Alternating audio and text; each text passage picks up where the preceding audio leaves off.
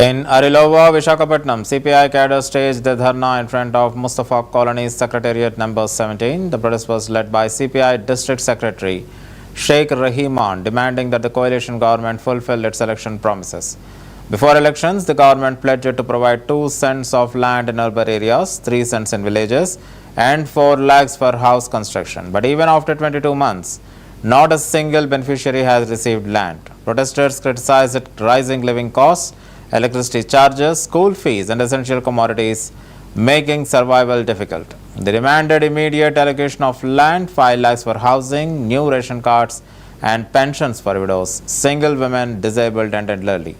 CPI warned of intensified agitations if promises are not implemented. Later, Secretariat Secretary Oshana Begum received applications assuring they would be uploaded to the government system.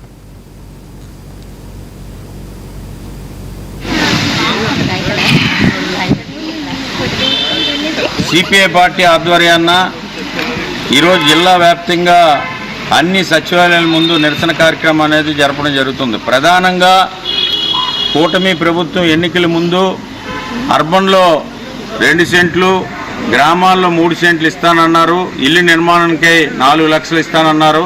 సిపిఐగా ఇల్లు నిర్మాణానికి 5 లక్షలు ఇవ్వాలని, అలాగే కొత్త ration కార్డులు, వితంతు pension, ఒంటరి మహిళా పెన్షను, వికలాంగ పెన్షన్ ఇస్తానని నేటి వరకు కూడా 22 నెలలు అయినంత వరకు కూడా ఏ ఒక్కటి కూడా అమలు చేయలేదు. దీన్ని డిమాండ్ చేస్తూ ఈరోజు సచివాలయం 17 ఏదైతే ఉందో ఈ 17 ముందు ఆర్లేవలో నిరసన కార్యక్రమం అనేది పెట్టడం జరిగింది.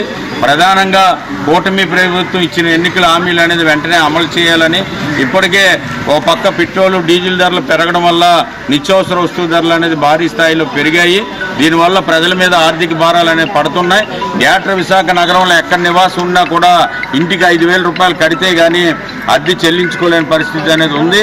చిన్న చిత్తగా చిరు వ్యాపారస్తులుగా ఈరోజు ఉద్యోగాలు చేస్తూ వచ్చే ఆదాయం సరిపోలేక, ఇంటి అద్దెలు కట్టుకోలేక, కరెంటు బిల్లులు కట్టుకోలేక, పిల్లల్ని విద్యా వైద్యానికి అందించుకోలేని పరిస్థితుల్లో ఈరోజు ముందుకు పోతున్నారు.